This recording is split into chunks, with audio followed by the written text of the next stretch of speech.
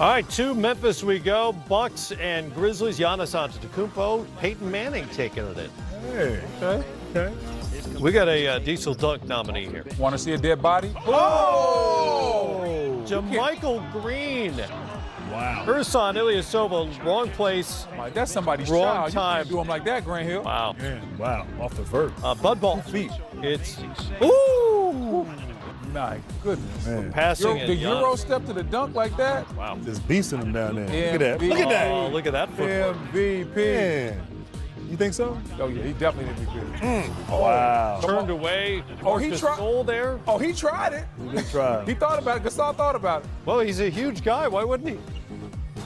He'll know better next time. Oh, spin cycle. Bledsoe. Bucks pulling away now. Chris Middleton. That's an easy swipe for Bledsoe, and Middleton with the finish. And then it's Giannis backing down, finishing. Too easy. He had a quick triple-double tonight, too. 27, 11, 3 assists in just 21 minutes. Double-double. Efficient. You got a double-double. Yeah, I thought it It's close to a triple-double. It's only one category away. Yeah. As the Bucks get the win. Just being here, isn't that prize enough for you? Wasn't that hemoglobin? Magic in the Pistons second half. Blake Griffin. Oh, man. He's become a three-point shooter. Isn't that amazing? Who hasn't become a three-point shooter? Good point. Here come the Magic. Nikola Vucevic. 24 and 13 on the night. Just consistently balling out every single night. Good year for it, too. Contract year. I see you, Vooch. You paid. All-star year? Oh, he's definitely Yeah. all-star. Gotta be, right? Definitely in the East, no question. Well, he never made it before. Yeah. Well, I that's know, true. but this year he's got to make it. Reggie Jackson drives as the shot clock expires here. His shot barely scrapes the rim. Andre Drummond is able to gather it and lay it home. 14 points, 22 boards for Drummond. Still tied, 5 seconds to go. Griffin, no good. Got a good look.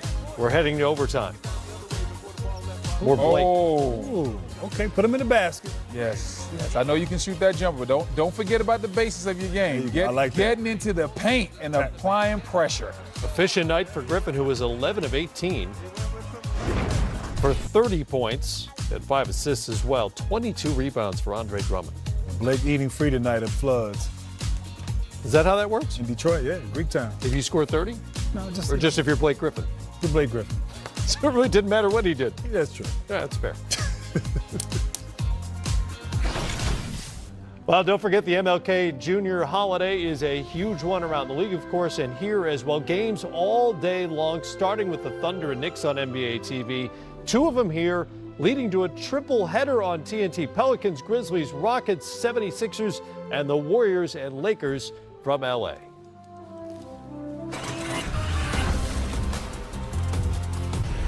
We got 2 games for you on Thursday, trusting the process, visiting the Pacers, and then the Lakers and Russell Westbrook and PG-13. 9:30 p.m. Eastern. Coverage starts at 6:30 with the Game Time. That's us on NBA TV. Now, you notice I didn't say LeBron because he will not be playing. LeBron James out for at least 2 more games. However, he has been cleared to return to practice next week. Since injuring his groin, the Lakers have gone 4-7 in 11 games without him. Their next 2 are on the road at OKC, which is on our network, and at Houston. And Rich Paul, his agent, weighed in today, reading, quote, "We don't give a bleep what anyone, what nobody thinks or says. We're going to do what's best for him. The best case scenario was 3 weeks. The worst case was 6 weeks. And we're right on schedule," end quote. Rich Paul drops the mic and walks off. Number one, how often do agents put out statements like this for their players speaking for them as a spokesperson? How often do you see this in the NBA or any professional sport? It's unique. Happens. Yeah, I mean, Does but it seem I'm unusual sure, or am I tripping? No, I think it's unique in LeBron's case because we're so Yes. used to hearing directly from LeBron James. But I would sense that the rancor about where's LeBron rescue this season, as it cranks up, there are going to be instances where somebody has to say something. I think this might have been Rich Paul just kind of want to set the record straight. I think it makes a lot of sense too, Fish. If there was an internal understanding of what the timeline would be for LeBron, there's no amount of outside pressure or social media that's going to accelerate it. I mean, this is a guy who has never really been sidelined in this way, so why would you rush at this stage of the career? It would be foolish. Yeah, it makes no sense. I think he's spot on. Whether we typically hear from Rich or not, it makes sense. He's LeBron's agent. His job description is to do what's best for LeBron. So what he says makes sense, and I agree in terms of the timing. I think everyone's just kind of clamoring for something because LeBron hasn't really spoken. Obviously, the Lakers are being cautious. They're not saying much other than he'll be reevaluated at the proper times. And so it's more noise than anything.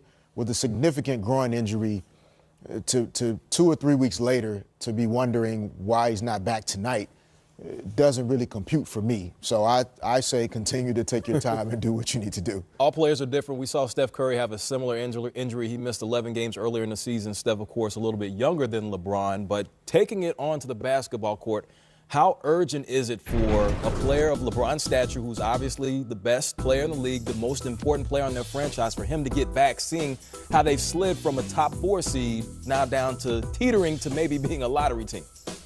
Well, it's important for him to get back as soon as possible, but that has to be done in the right way. Steph Curry's injury probably was a different type of injury. LeBron's play was an awkward play and looked to put much more severe strain on the groin area than the play we saw from Steph Curry's injury. Getting LeBron back is paramount, but remember, this is month 4 of year 1. So if you want the LeBron James for the next 3.5 seasons to play at the MVP type level that he's capable of and showing no signs of really slowing down, then it is paramount to be patient right now. A few weeks now saves you a few years later, and that's what they need to do with this young man.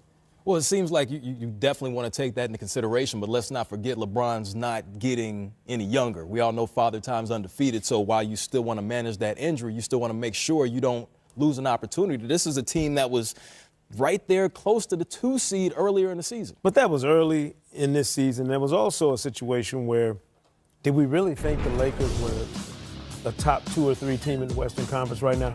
So what they're doing is exposing themselves for what we knew them to be without LeBron James. You know, a team that would be maybe battling for one of those final spots in the playoff mix. The bigger pressure to me on the Lakers is actually external. You got now a Utah team with a very favorable schedule coming up, you know, throughout this entire second half of the season, and they're playing better. So now if you're the Lakers, you're not just playing for the internal expectations. Now you got to worry about the real estate around you and who is climbing, who's coming up after you, chasing that playoff spot that you've been sitting in.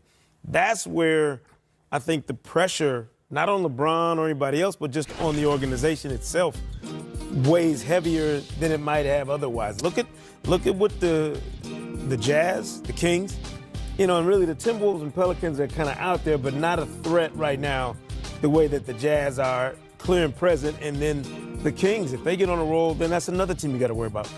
What you got to have, if you're the Lakers, is LeBron back healthy and drama-free down the stretch run of the season. If it takes 2 or 3 more games, 4 games, whatever it is, you weigh that out and allow LeBron the time he needs to get healthy. We talked about this off cam, but showing the signs of panic is when you look at Magic and Rob Pelinka and those guys, and Derek, I'll direct this question directly to you since you're familiar with the inner workings of that organization. Is there a situation where they make a knee-jerk reaction and make a move even though they're still waiting on LeBron just to try to maintain staying afloat in the Western Conference playoff standings? I don't get the sense that that's what the feelings are. I think the thoughts lead more towards the future than right now. I believe the move to add LeBron James this year, or the decision that he made to come to LA, was really about what they're going to build this year into next year and really positioning themselves to be a destination for another top free agent or another top player via trade. Mm-hmm. And I think they've done a lot of that work. I do think that there are other players around the league that at the right time, and if things fit together, they will be willing to join LeBron in LA. And I think that's on track. And so I'm not sure if there's any huge move they would make in terms of LeBron being in or out. I think that move will be made either way. The only potential wrinkle in this entire timeline, of course, is the trade deadline.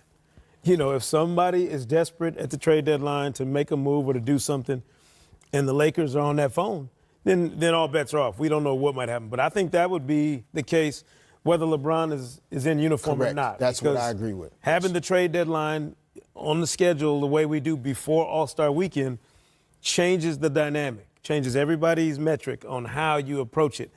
That's the only, to me, if the Lakers get past the deadline, Fish, why would you do anything to upset what you potentially have going on this summer? You ride this season out no matter what, no matter who's healthy, let chips fall where they will, and continue with your long-term plan to build this organization back up to the point where it can be a contender for years to come.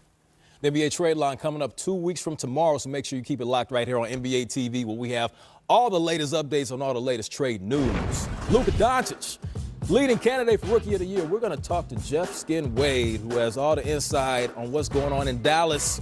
More Game Time coming up.